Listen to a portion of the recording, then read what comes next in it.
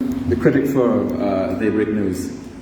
You give the other people a chance first. Anyhow, not this couple of days that the JAGDEO. Kaichur had its time for months. I didn't come to press conferences. Go okay. ahead, I'm just joking. Go with your thing. He's controlling the press conference. So don't get up and leave again. If he asks a tough question, I'll tell you how to go. Don't leave. Nothing wouldn't be lost if the Kaichur News report was left without the JAGDEO. The 32nd Congress of the People's Progressive Party. Can we get an update on that? Yeah, well, the update is we're getting ready for the Congress and everything is running smoothly. Is there anything specific that you would like to ask me though? Because, I pointed out that there are several committees working. So we have a committee that is made up of several members and a member of the Central Committee who is looking like the Credentials Committee. So they're looking at people, the groups, the financial members, the submission of the delegates, whether the delegates are eligible for contest, does they have to have a time period and be financially eligible, all of those things. Of a credential committee, organizing committee that deals with logistics. So there's several committees that are functioning at the same time. The East Coast, there's a special committee on the East Coast because, in Region 4, because we are holding the Congress in Region 4. There's a Region 4 turn this year. As General Secretary, are you satisfied with how the process is coming along? Yes, I'm pleased. But so almost everyone is involved. We have maybe from the Central Committee, from maybe about 17 or maybe over 20 members who are part of one committee or not. More than half of the Central Committee in different committees planning. JAGDEO, from last evening to today, there have been what I could only suggest, although it's in the media, certain sections of the media, because of the sections of the media it's in, it could be considered to be rumors. But is government aware of one of his senior police ranks on his way back from training in India being pulled in by the FBI in the United States of America? Yes, we saw that in the media. It came out in the media. The report, from what we gathered, from what I gathered, a report was made to the superior officer or the senior officer of that police. So that will engage the leadership of the police force, and that's where the matter will be dealt with.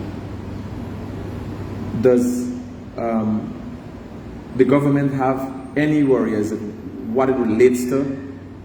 The line of questioning of the... No, I personally did not seek to find out what it related to, because that should be dealt with by the police force. The United States of America will not tell us what their questions are, why they question people, because that's immigration matter. They don't, as a matter of policy, they don't release why visas are withdrawn or denied. So a lot of people have had visas withdrawn or denied, but they will not share that information. That is they keep that information to themselves. If there is any criminality on the part of anyone in government, then once the information is shared with us formally by the U.S. government, there will be action taken against people. But we can't go on the basis of allegations and all of that. And, like with Fort Worth and his boy, I was going to say how he gets this information, but his contacts saying that they want to investigate certain officials of the government of Ghana. We can't run around based on conjectures and rumors. Okay, But let me assure you that if there is any information that's shared about criminality on the part of anyone, including police officers, that they will face the full consequences of the law. We made it clear.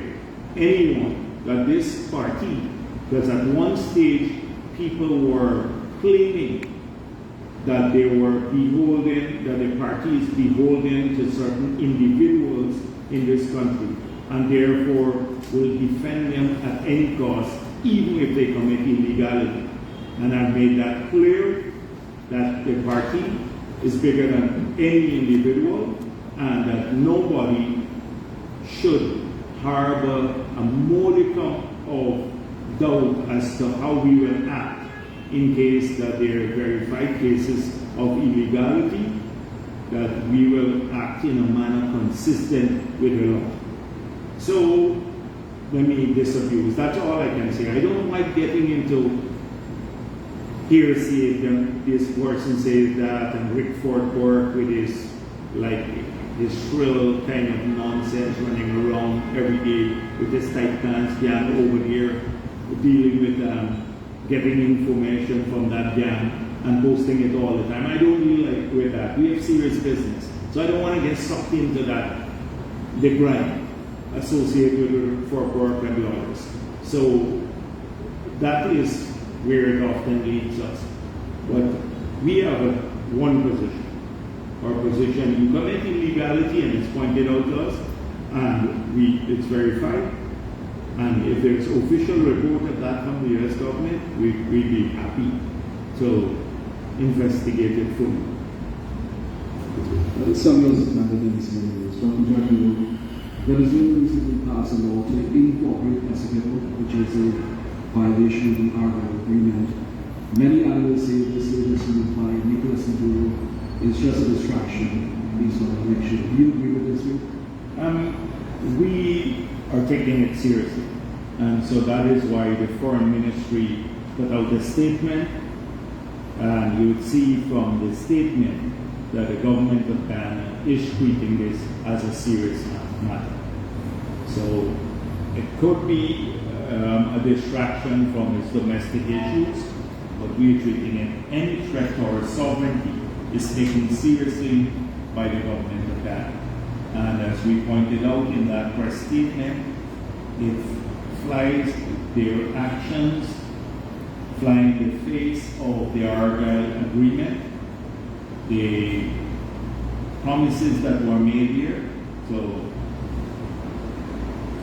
try to keep this region as a zone of peace, and it is contrary to the provisional measures that the ICJ declared.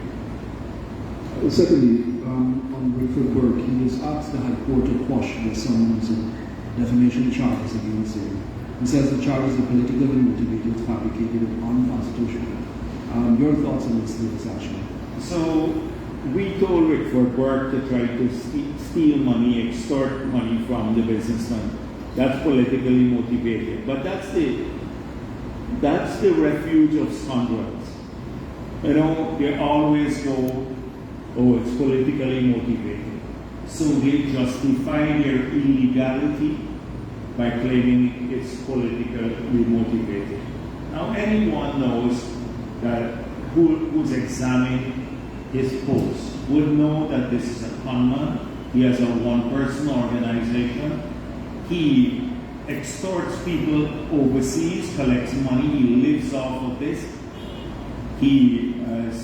The only reason he is not in jail or can't be sued is because he's hiding out in the United States of America. And that he has been and is a criminal, because it's clear the businessman has him on tape that he was trying to extort money from that person. And we know the mechanism through which they have done this, because he does this frequently. In this case, he got caught, he's charged, so he's trying to fight one thing now, That is what I thought he doesn't believe in our courts, he doesn't believe in anything, he will just ignore it all because forget this illegal government, forget the court. Now he's gone to the High Court to seek justice.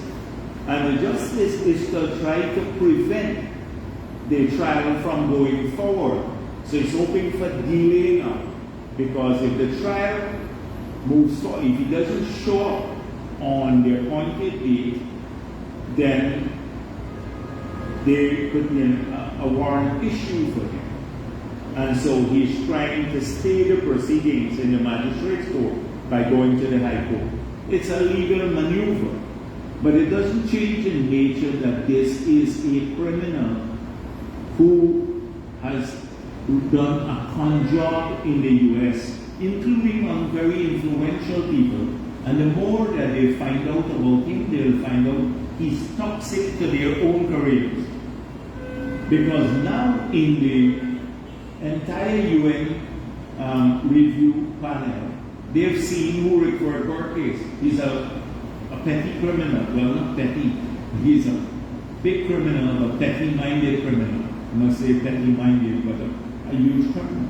So he's going to be jumping around, and his organization, the one-man organization, will issue 4 more statements before the day is done, and he'll go on a live one bench crop and get all frantic and worked up, but that doesn't change the nature. This is a first-class conman who is wanted in Ghana for criminal acts, especially for extortion. Forget the charges where he's been pushing racism and all of that stuff. So the UN committee said we should strengthen the laws against racism, racial hostility, etc. The laws, the Racial Hostility Act is clear. He would go to jail under that act, but they said strengthen it. But when you strengthen, even if we were to strengthen it, you have a man who every day promotes racism. He wasn't come here, I saw in the newspaper for 20-something years. 20-something years, but he pushes racism here, trying to divide our people at home. And he's only evading that by being abroad, technicalities. If he were in Guyana, he'd probably be in jail already because of his criminal acts. Naomi Paris from the Guyana Chronicle. Turning your attention back to the UN Human Rights Commission, they would have recommended that a COI be held into the 2002 and 2003 crime reviews. What are your thoughts on this, and is this something the government is ready to pursue? So first of all, this matter was debated over the years. So my position in the public domain is well known, that any such COI is to establish what's already known in the police records, that APNU was complicit. First of all, the lies that they told about 1,400 people killed, 1,400, then they got it reduced to 400. Now sometimes it goes up to 400,000, Walter Lawrence said. You can't settle on a number. But even if it's 400, they used to say 400 young black men killed by the PPP. That's not true if you look at what happened in that period. Secondly, we know of leaders from the PNC who were supplying them with material and who were part of, who used to visit the gangs. But a lot of people from the village itself, because they took over that village, as I pointed out, a lot of people in Boston had to leave the village, people with young kids, especially young girls, because many were molested by the criminals. They left the business community, and APNU did that. APNU provided cover for the criminals to do that, harass the people in that village. So, and then we know about who was defending all of these criminals. But one stage, they got some of the psychopaths who killed babies, etc. They appeared on television. You remember Channel 28 at that time and some other channel, I think maybe Channel 9, with camouflage, uniform, saying they were fighting for freedom. So it was insurgency. They're not fighting for freedom. These are hardcore criminals. Then they got into issues with the drug operation, the drug dealers. They got a fight among themselves. Not because they were defending the government, but because they were stepping on each other's turf. So we know what took place. So even Sassoon murder, the file was prepared, and in the file we knew who the killers were. And so we said it will just conform. Granger, who wanted the same propaganda, was feeding into the propaganda, oh, we killed 400 young Afro-Ghanaians. Announced a commission of inquiry. He said, I'll have a commission of inquiry. And then I think he was dissuaded by the leadership of the PNC in not doing it. Because they knew, one, it would show that no 400 young black kids were killed, and two, that they were complicit. So he did not do that. Now, that promise was made in one of their submissions to the UN in 2018. So we are now asked, where is this inquiry? But they don't differentiate. Because even if the corrupt government in Apnu did something, we got to answer for it now. Because we're government now. So we got to defend a lot of these things now. So we are asked, we say, where is this inquiry? And it should go ahead. So the government will be going ahead with this COI. Because the UN wants it, Granger wanted it, and I hope that there will be no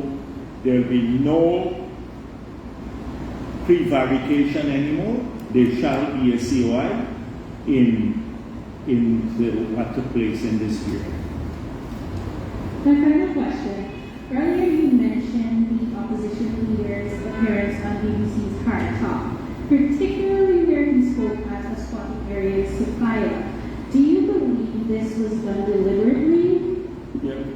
I resent about he saying that this squatting area. Sophia is part of the city. We're working to integrate Sophia in the city. Right now we're doing several grounds in Sophia. We're building out a road network in almost all the fields and all the roads in Sophia are going to be done as we're doing everywhere else. Sophia never had potable water. Potable water is there, electricity. Nicer houses are being built in Sophia. More people are working there. So this is an area that started off as a squatting area, but people are living there now and they're part of our country, etc. But Norton took the gentleman there because he wanted to make a point. But there's several housing schemes that we develop in this country. Why didn't he take them to another one? But he is the leader of the opposition, so that's the standard thing. When you're not opposition, and particularly when you don't have any plans, or you're very vague on policies, you go back to the gut instinct. And so that's what he is familiar with. Oh, shout that the PVP wants, gives everything to friends, family, and cronies, ignoring your own history, and oh, people are poor and the cost of living is high. That's all he does. Now, I saw a strange thing, that he now has all the information, like your news again. He now has all the information to decide on ring fencing. He now has all the information. So I hope he makes a decision on ring fencing. It's just every week it's like, it's a shame that we have such, I can't find better word, I can't go wishy-washy. I think wishy-washy is like it shows drift and come back and drift everywhere. Wishy-washy is the best word I can come up with. It describes his actions, what he said, it was like devoid of any content. It was like ebbs and flows all the time. Wishy-washy is the right word. Okay, good afternoon, Dr. JAGDEO. Just before I begin my questions, I hope when I start, bullying critic for this mic, I will be allowed the same privilege, right? Bully critic for the mic? For the mic, yeah. Oh, you bullied him for the mic? No, I said when I start bullying, last week, That will be the day. Somebody chased you all from here. How come the newspaper has that you were prevented from asking questions? Did I prevent you last week from asking any question? No, but I've raised this. No. But did I prevent any reporter from Kaituo News last week to ask any questions? Yes, I prevented. So you're allowing critic to take over the press conference. Anyway, Right, so let's move on to the question. Yeah, no, but we need to clarify this. After critic asked his questions, Kiana spoke, asked questions, several questions. Now, then Kemal asked questions. Then several other people. Where was this critic taking over my press conference? But I think that a question that Granada was opposed to is when I was asked by critic whether he should be investigated for murder. And I said the GHRA should write the police about that. I think that offended him because he probably is listening there to what we're saying. And he told you all to exit the place. But nobody prevented you from asking questions. So let's move on now. Let's establish that. Let's move on. That his paper was lying on that. Yeah. You mentioned, by the way, I wrote this story. Oh, you wrote the Yeah. story? By the way, you mentioned that you mentioned. I was hoping that you were not as irredeemable as he is. Well, Anyhow, please, yeah, go on with your question. Yes, you mentioned that developed countries took 60, some 70 years to develop to get where they are. You were speaking about the young thing. Some of them had better deals than Guyana. We know the guy asking BBC about the standard is 10%. Will Guyana be able, with fairly worse deal than them, be able to develop in less time than them, or will they be able to bridge that equality in less time than them, or will it take longer? So, the duplicity runs across the board. So the same people who say we must save the money now, not utilize it, we must utilize save the resources like Norway did, using their model, sovereign wealth fund model, etc. Including some of your contributors. They use the Norwegian model as the gold standard. They would not say that Norway, for the first 19 years of production of oil, did not have a sovereign wealth fund. From the first year of production, we had one, and we started depositing money for the future. Norway did not establish a fund for the first 90 years. It took them another 6 years after the establishment of the fund to start saving. So 25 years after Norway started producing oil and gas, it started saving for the future. It meant that it spent back every cent that it got immediately on the economy, back in the economy. The same people want us to come and lecture. Your guy Sanzillo said, oh, people don't need roads, you gotta save the money for the future. Duplicity, nonsense, they promote. It's almost a professional, they lack professional ethics. Or maybe simply they don't know. Sanzillo doesn't know it, but he recommends a model because I don't put great store on their capability to manage anything. They run some obscure self-appointed institute or something, self-created institute, and never one day manage a country. But they have all these papers that are written, but to have very little practical application. That's the first thing. Secondly, I pointed out that Norway lost $164 billion in 1 year from the investment in the sovereign wealth fund. You know, in the 10 years that the Sakur pointed out, he said in the decade we produce $150 billion. In the whole decade we could lose, based on his number, as much as what Norway lost in a single year.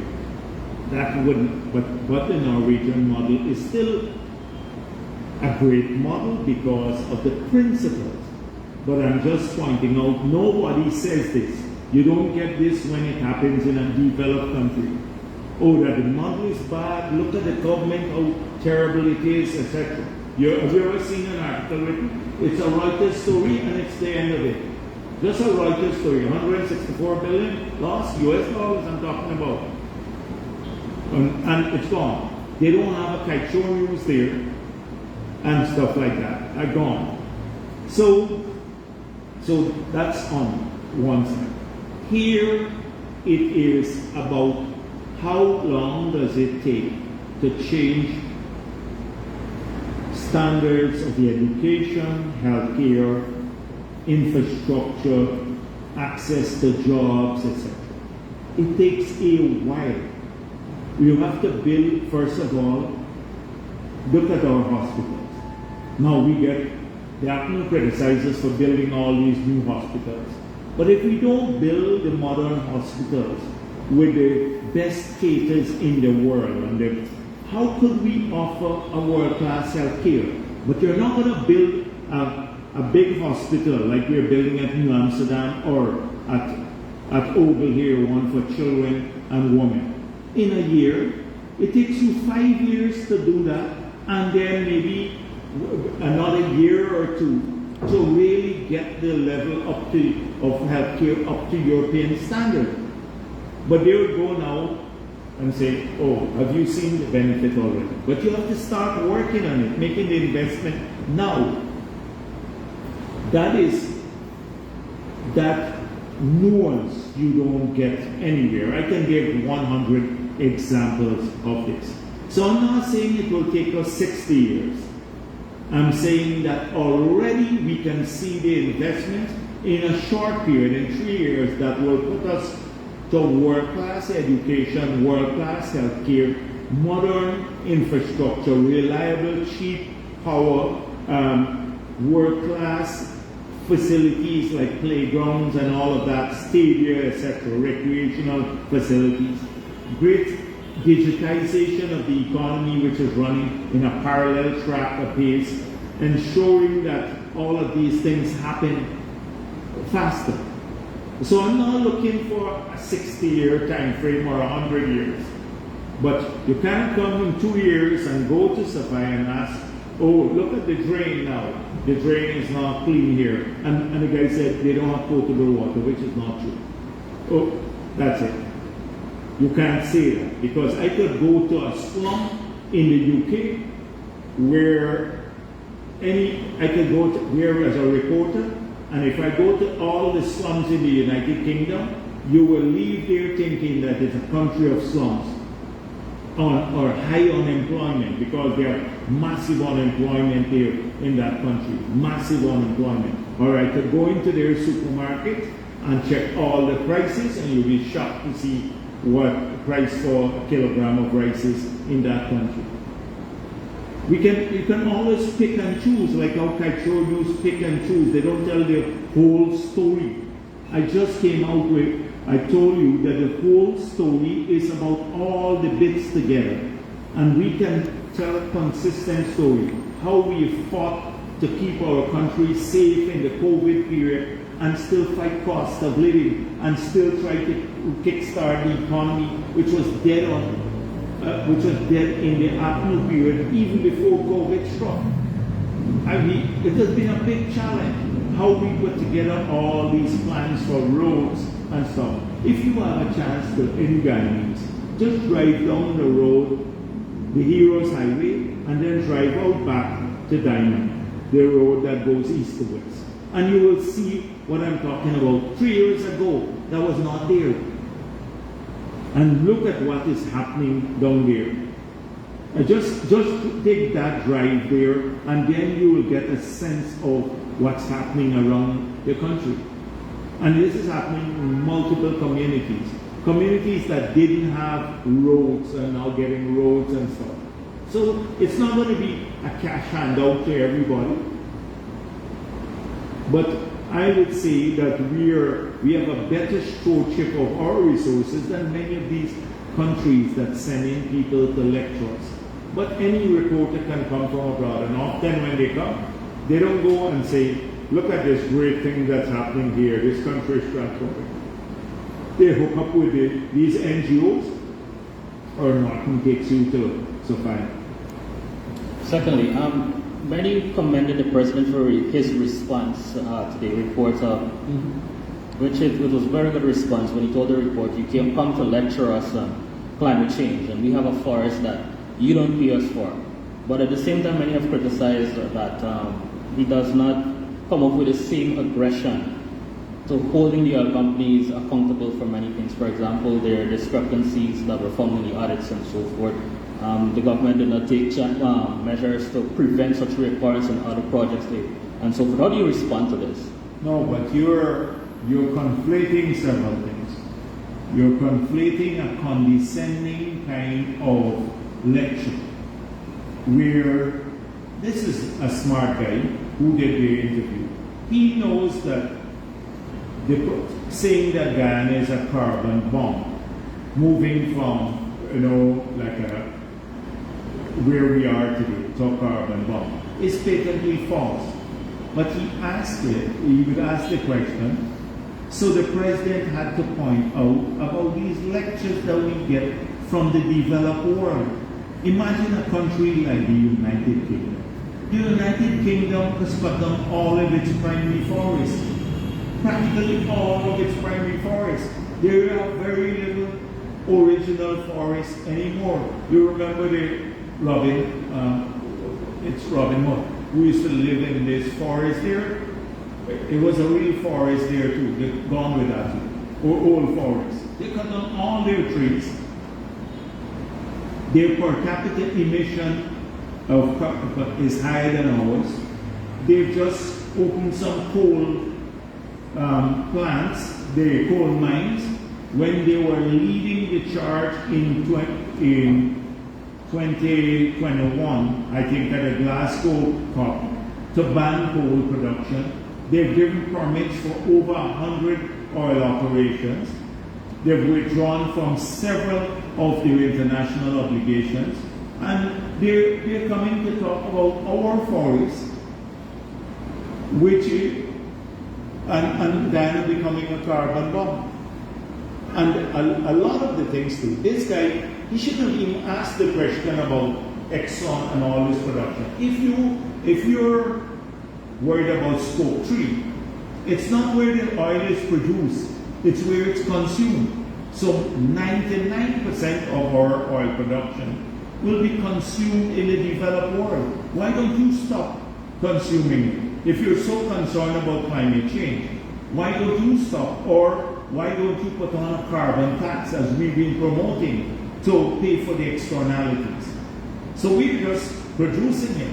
But if the developed world and the other countries stop consuming it, then you move faster to decarbonize the world. But they consume it in large quantities and then go to the developing countries that are producing it and say, oh, you're creating the problem. It is the consumption. They don't want to manage consumption, and the bulk of the consumption takes place on a per capita level in these countries. So it is those lectures.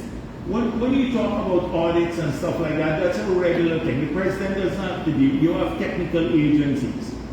Every day we have dedicated ministry and GRA to deal with our audits, because we believe that the politicians must not get involved in those issues routinely. They get advice because those are checking accounts, going through bills, sorting out things, understanding conventions. Like Dolceran has never done a cost recovery audit, but suddenly he's a specialist on it. He is a specialist. So we don't believe that the president must be dealing with that. But when you have an external group that repeats some of this theory, oh, Greenpeace, leave all the gas, oil and gas in the ground. So if we leave all of it and don't develop anymore, but the oil still needs oil and gas for the next 50 years, guess who's going to get wealthy? Norway, the United States, Saudi Arabia, all the existing producers. So, and that's considered fair, and it gets repeated here, and Van der Raad says it. Oh, leave it all here. We shouldn't touch it. But we have a ton of poor people there. That's what she couldn't respond to. Should we leave it all there when the interviewer asked her? Should we leave it all there? Forget the people of this country. Forget the 6,000 jobs that we have, or the 1,500 Ghanese companies that are getting $700 million of business from the sector. Forget the revenue for the time being. We must forget all of that because Van der Raad wants us to go with Greenpeace suggestion. That is, and you think we get angry? It's not anger, it's disgust that I expressed often at these press conferences. They think it's anger, it's disgust, because these people have no integrity. They don't have any coherent train of thought because they've never run anything. Their bread is well buttered. They live cushy lives and they don't care whether the man in Blackbush Cola, he gets water for his farm, or the people living in Sophia get a road to drive on or a playground for the kid. They don't care about that, or the sugar workers have a job. All they're concerned with is getting their faces in the newspapers and also going to some conference thinking that they're relevant. And they're the conscience of the society. They're not they're conscience. They're parasites. For a long time they've been parasitic. And that's why I call them names. Not because I hate them personally. So you can go off, Castro News had an editorial on my press conferences, abuser in chief, and all of that. Well, figure that yes, I will continue doing that. Because they want to take away our future. We're not going to allow that. The PPP is now wishy-washy party, you know. They like the PNC. So when Castro News puts out something and 3 weeks they put it out and force Norton, suddenly you see Norton repeating the position. Because he has no position. We have positions. We're going to push back if it's bad for the country, bad for our people, and all of our people I'm talking about. We push back because we have a view and so how to change people's lives. He doesn't, but so every week is like he's led by the nose. The newspapers lead them by the nose. The reporters lead these guys by the nose. Oh, what about ring fencing this week? So he's scared next week about taking a position, so he tries to accommodate. And in doing that, accommodating, he just erodes any consistency in policy. This is why we get worked up. Because none of them, you recall the same Gulai and all of them who were part of the oil and gas network saying we should go to solar as base load. That conversation disappeared. General was said he could find a company to sell us power 3 cents per kilowatt hour. He had several months to do it. He did the conversation, disappeared, the Gulai disappeared too, and all of them. But they're the specialists. We would like to get the power 3 cents per kilowatt hour base load. Power 3 cents per kilowatt hour. They would just come write big long articles, excite people, and then nothing happens. Because it's zero. We don't have the luxury for that. Yeah, go on. Yes, I remember you promised that you would find out why GR was taking long to release the oil price. It's been 7 months, we're still contacting, we're still waiting. Have you got any update from them on No, I have not. But what did GR say to you? Get no response. That is the same as we get no response. Well, they should meet the commissioner and said directly. Okay. Can you give us some updates on the a Mile Falls project? Oh, okay. They're still assessing, so it's pre-qualification, and I think most likely that document is on the way to cabinet. If it has not gone there as yet, because I missed the cabinet, Thursday's cabinet too, so it may have already gone to the cabinet. Okay. Thank you very much for You're welcome. Good afternoon, Dr. JAGDEO, Australia, Skype News. The Natural Resources Fund Act has provisions for sanctions to be meted out to the Minister of Finance if it doesn't do certain things, such as update the revenues that go in and out of the fund. However, correct me if I'm wrong, but legally, Guyana's finance minister is the president, who is immune from prosecution. So can you say when can the country has a substantive minister, other than the president, whom civil society can hold accountable in accordance with this act? So the Minister of Finance, there's Ashni Singh, is responsible for finance, but he is in the office of the president. So Ashni Singh is responsible, he has had these functions delegated to him. We interpret this as if he fails to perform the task, then he's liable. And he understands that. So has he failed to update the public once? And let me remind the public why we put this provision in the law. APNU received $18 million in signing bonus. They hid the signing bonus for 1 year. Did not, when it came out, they hid the agreement too, because the agreement included the signing bonus. When it was finally revealed, then we discovered that the signing bonus was in an account that did not form part of the balance sheet of the central bank, nor it was a place in the consolidated fund. Now, the laws of Ghana and the Constitution of Ghana don't allow you to hold revenue in a separate account except 3 accounts. The consolidated fund, fund created by special legislation, or a deposit fund where you have to notify Parliament within a particular period, or once you create the deposit fund. This account was held outside, not falling in any of the 3 categories. They refused to pay it over to the consolidated fund. The PVP filed a court case. This is some opposition for them to release the money. Then we heard the Minister of Finance, but before that, before it was revealed they had the money, Winston Jordan was asked by the Kite-Shore News about the signing bonus.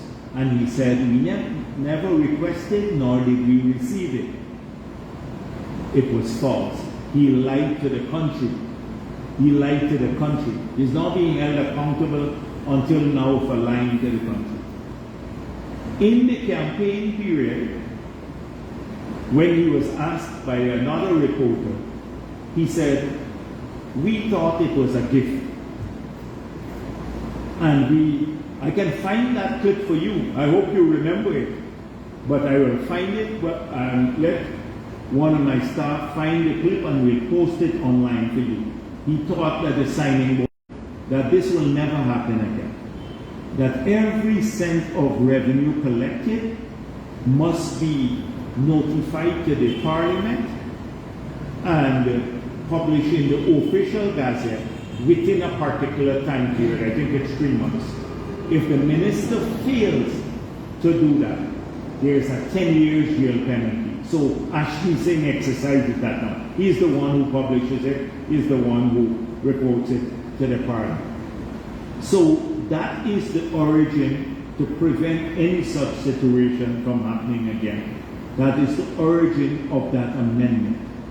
And further, we've removed all the direct charges that they had on the NRF.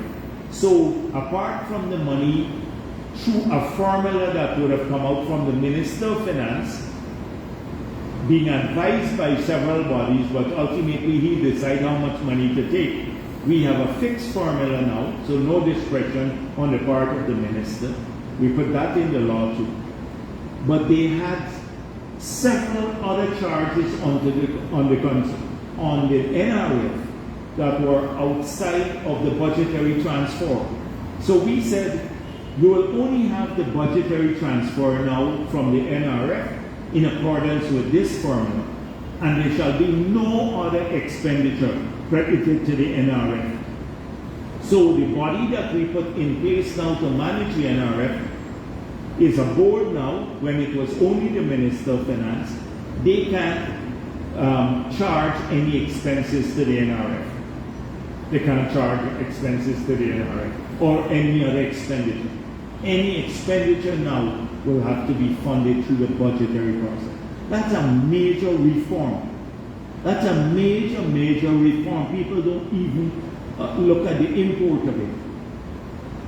And that is why the IMF said it's one of the best legislation that you could see around the place. But we never get credit for that. So just to be clear. Yes, so the minister responsible has those responsibilities. And if he does not do Then what he's supposed to do, he could be charged. prosecuted. He could be prosecuted. Noted. Ghana has been, government has borrowed monies to bolster the health and education system and other things. Now, there are some persons who are wondering why government hasn't firstly would have reached out to borrow monies to monitor production at the pumps instead of relying on the production data that the oil companies produce. Now, how do you respond to these critics? Yeah, I didn't get that too much. I told you already that we already have the Bureau of Standards there to calibrate the pump. There are several other safeguards that we have now in place that monitors production levels, sale levels, that we intend to enhance this by more robust systems, now focusing more on management. In the Exxon operation room, we intend to have a government representative. They're building now an operation room here on land that would allow you to see and practically control everything on all the FPSOs. There'll be a government presence there, as well as our own separate operation to monitor what's taking place offshore. But when you look at it, I said something the last time, that people in this country, particularly maybe some of the reporters, they don't understand when you are public. If you falsify information, sales information which could affect your ultimate revenue, so assuming a part of the Exxon global operation is revenue from Guyana, and they falsify the production data and therefore their revenue data, the fines and people going to jail, massive. It's not here. So there are several. That's why when you deal with the publicly traded companies, they have a different standard of transparency. And so a Gold Saran or a Christopher Ram or some of the others I see writing like, who can't even calculate a royalty payment. You think these companies have tons and tons, they have to go through this all the time. Gold Saran has probably never even seen an audit of that nature, haven't seen some of the expenses. And so this is why it's sometimes it's beyond the scale of comprehension. So they simplify it. Like the same thing about resorts. Oh, all week you're getting like crazy about these resorts, and JAGDEO doesn't want to know the resort. be neglecting the responsibility, you should go home and all of that. And the basic conflating discovery with reserves. And not understanding how you get to proven reserves. And then saying, oh, why he doesn't want Exxon to drill appraisal wells? Because appraisal wells cost more too, and comes out of the same pool, cost it's not ring fence, so the appraisal wells will be financed too. But even if they expand the reserves by doing the appraisal wells, more appraisal wells all the time, it doesn't mean that it's going to impact on production now, because the 11 billion barrels that of proven reserves are already justifying a 6 or maybe 6 FPSO kind of production level, which will take you to 1.2 to 1.5 billion a million barrels per day. So it has cost implications, and the reserves change too. So when you say 11 billion, you can even reduce that a bit too, because when they go to do the appraisal, that is why it is a fluctuating number. When they start doing more in-depth appraisal, they can see the size of the reservoir, its connection with other reservoirs, etc. And geology is important. So why do you think in some countries they've discovered gas for a long time? Suriname. How many years now the discovery is taking place? But they have not declared commerciality as yet. And a final investment decision, FID, is not taken as yet for the development of gas. So it's a much more complex thing, and goes, oh, Jack, you're not interested in reserves. So that's it. I'm interested in ensuring that we ensure that these 6 FPSOs are performing, that we get done in a safe manner, that we strengthen our tools to manage the sector, that we force the company not just to ensure that we get more revenue, but also that they expand their footprint in terms of procurement from Guyana and Guyanese people. So not 700 million, maybe growing the capacity to give $2 billion of business per year to local business, because that is the growth of Guyanese owned companies. That is what they were.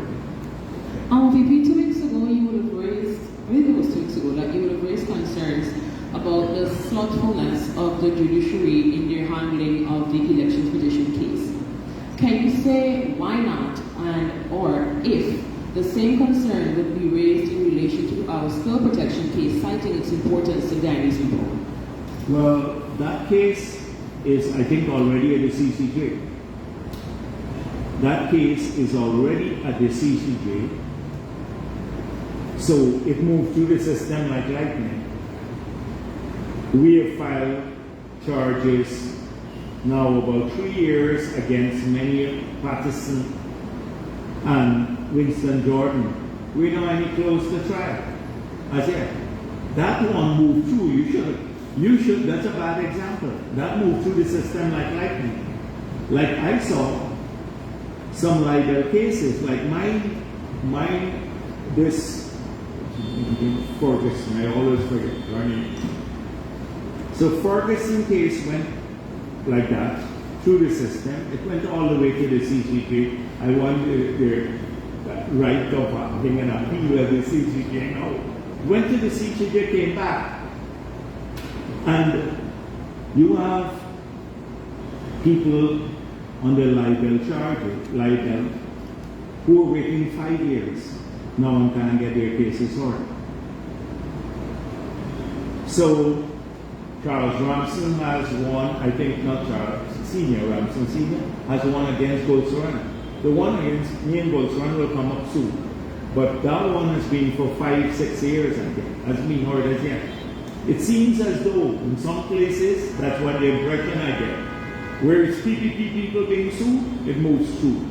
with alacrity through the system. And when you have, look at Ashley Singh and the charges and Brassington. You remember when they were charged, how quickly, and they had to pay $2 million for offense in bail, $20 million in bail and stuff like that. Jordan is practically walking around the place, and he look at the nature of the offense, how egregious this is. So I believe that if you're, in fact, I rest my case. And finally for me, VP, President Ali would have spoken about a French vessel that is supposed to come to patrol our waters, which is to be able to curb illegal fishing so that Ghana would not lose approximately US $100 million. Can you say if that vessel has arrived? I don't think so, but I don't, it could have. But I don't think so. It has not. But this is the estimate. Remember when we were talking about policing our exclusive economic zone? So we do have to look at it. It's estimated that we could lose as much as $100 million per year from illegal fishing in our waters.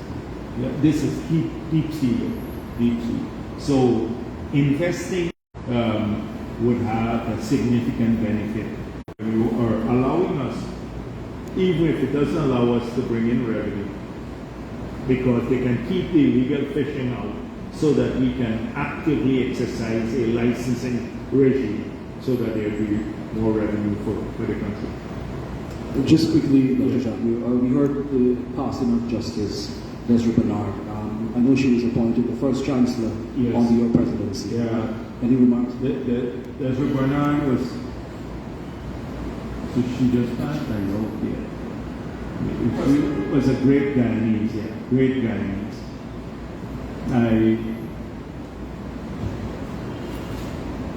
I think she served us in an exemplary way. And we had a good working relationship, but one that preserved the independence of the judiciary. She was fiercely patriotic, and I think she was a standard to which many other judges should aspire. She established that standard. I was extremely proud when she went to the CCJ, and I just want to give my condolences to her relatives, family. It's a loss for our country. Okay, thank you very much. So, do you have another question? No. What is it? Come on. Yes, go ahead. Well, I'll just send you a down already. Tell him I'm not doing that for you. No. Tell Glenn, text it back and say, no. I'm not answering your question anymore. All right.